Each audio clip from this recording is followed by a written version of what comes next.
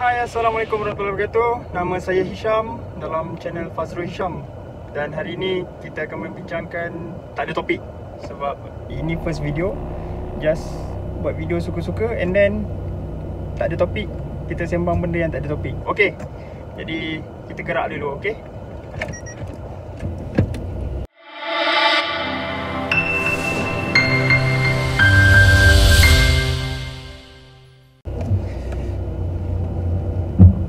Ada kereta nak lalu.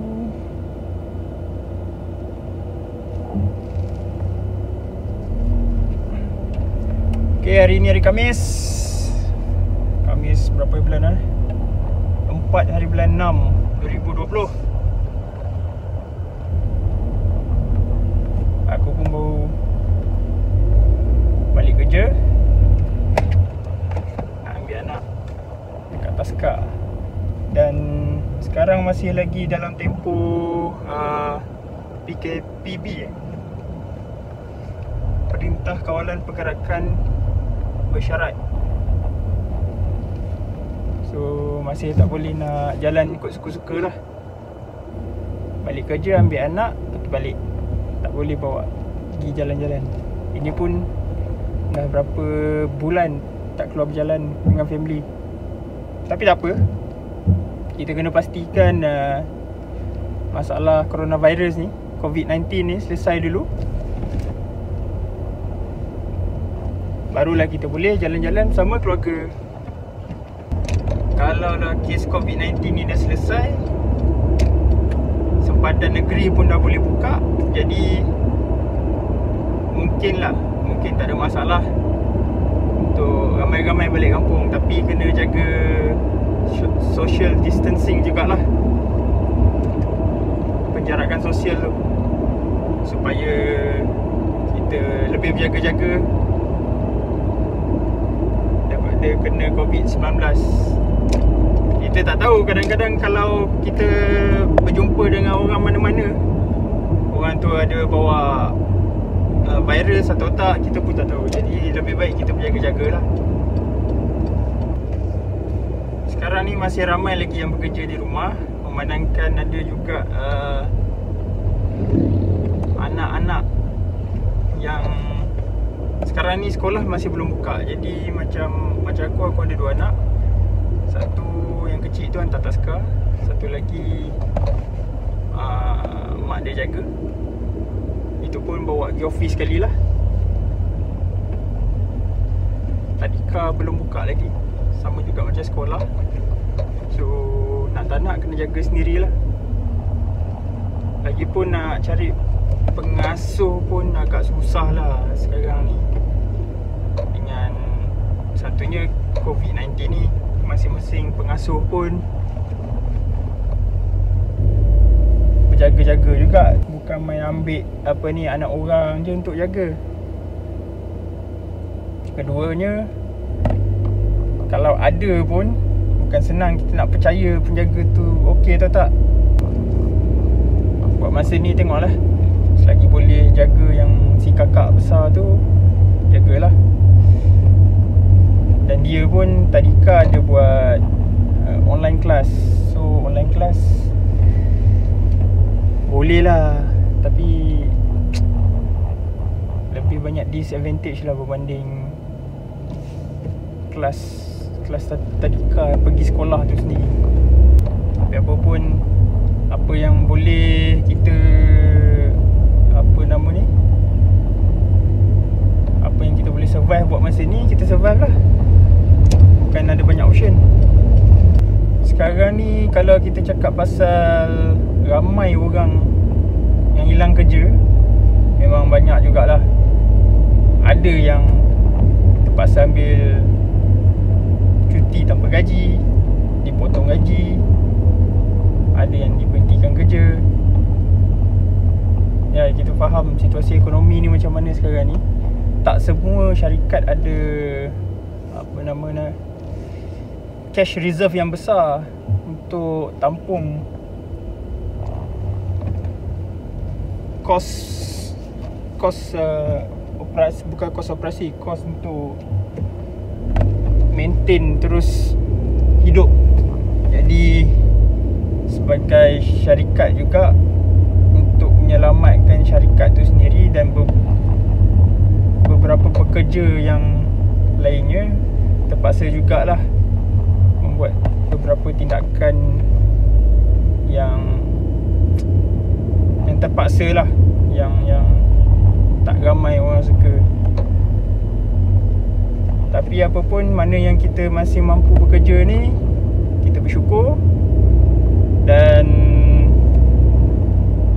kalau mana yang kita tahu rakan-rakan kita, saudara mara kita yang ada masalah dengan dibuang kerja ataupun potong gaji ataupun ada masalah untuk menampung keluarga dalam tempoh yang susah ni, selagi kita boleh bantu, kita bantulah. Kita jangan abaikan lagi-lagi saudara mara kita sendirilah.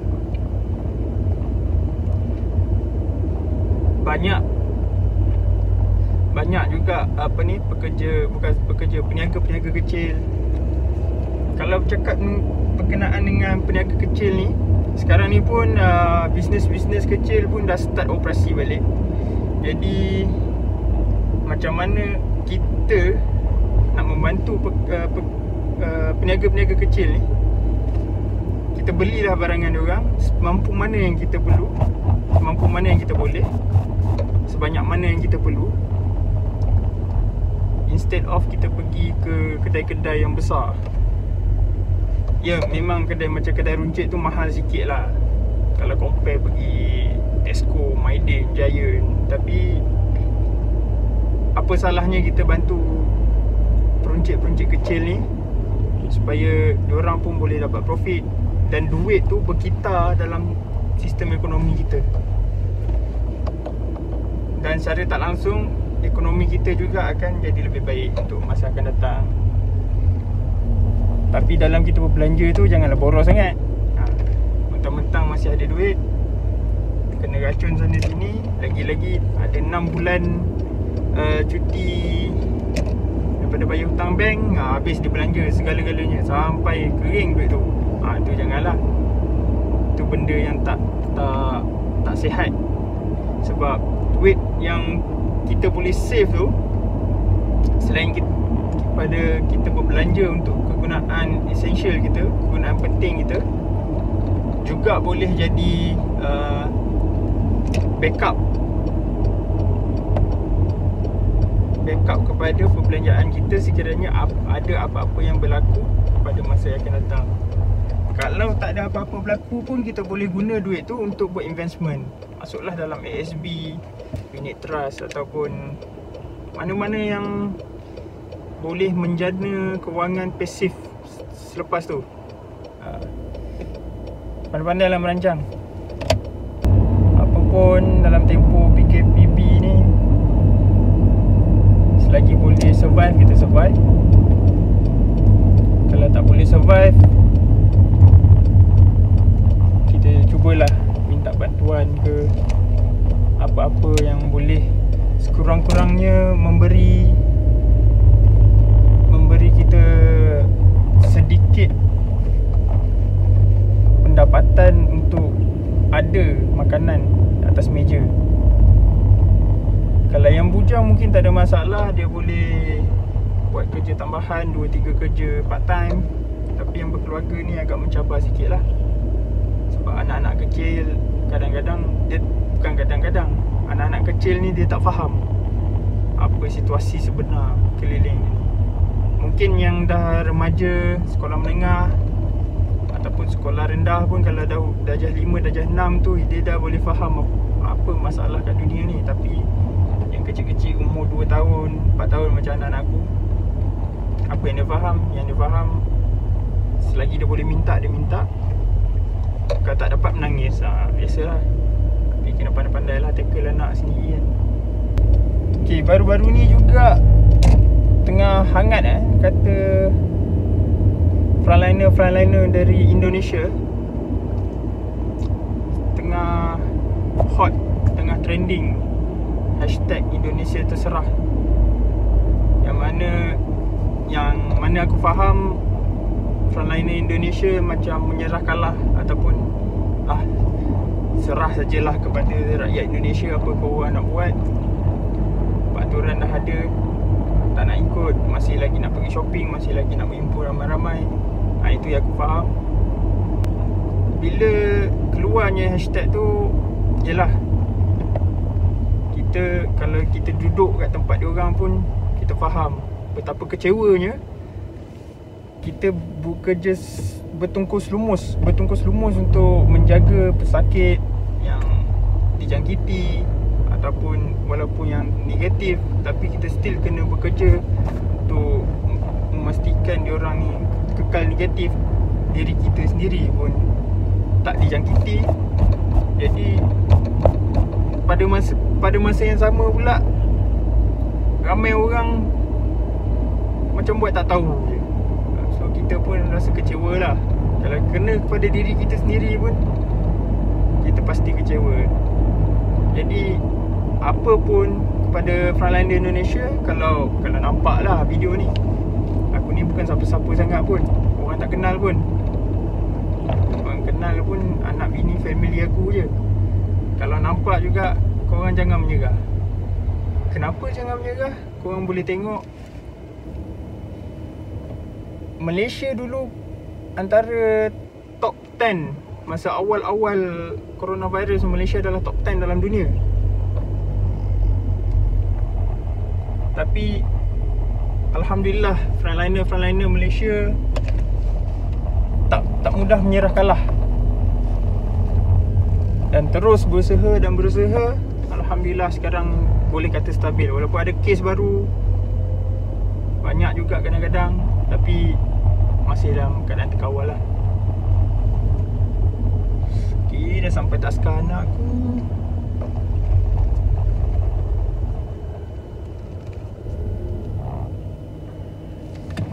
Ambil anak aku sekejap.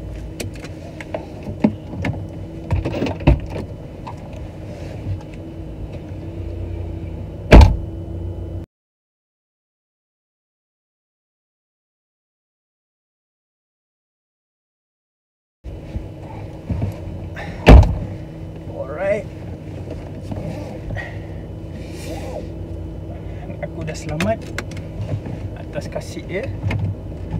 Jom kita balik. Okay, kita sambung balik kenaan dengan frontliner Indonesia ni. Itulah, jangan terus menyerah kalah lah. Tuhan takkan ubah nasib satu kaum tu selagi mereka tak mengubahnya sendiri. Jadi kalau kita meletakkan diri kita dah menyerah kalah, jadi resultnya nanti kita kalah lah.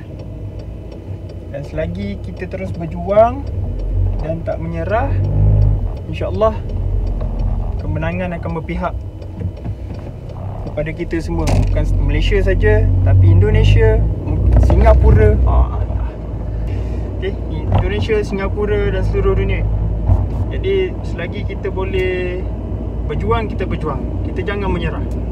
Mungkin cakap senang, tapi daripada cakap-cakap kosong ni jugalah, kalau kita bertindak akan ada hasilnya juga. Okey, Indonesia jangan menyerah. Kami dari Malaysia juga mendoakan semoga Indonesia terus selamat. Saya pun dah 2 kali sampai ke Indonesia. Pertamanya di Bandung, keduanya di Bali. Jadi Indonesia adalah sebuah negara yang cantik. Rakyatnya sangat bersopan santun, baik hati. Macam orang Malaysia juga, kita sama. Jadi biarlah kita semua selamat, dan lepas ni kita boleh pergi jalan-jalan sekali lagi. Okey, topik pada hari ni pun tak ada topik. Dia sembang kosong, sembang apa yang terlintas dalam kepala.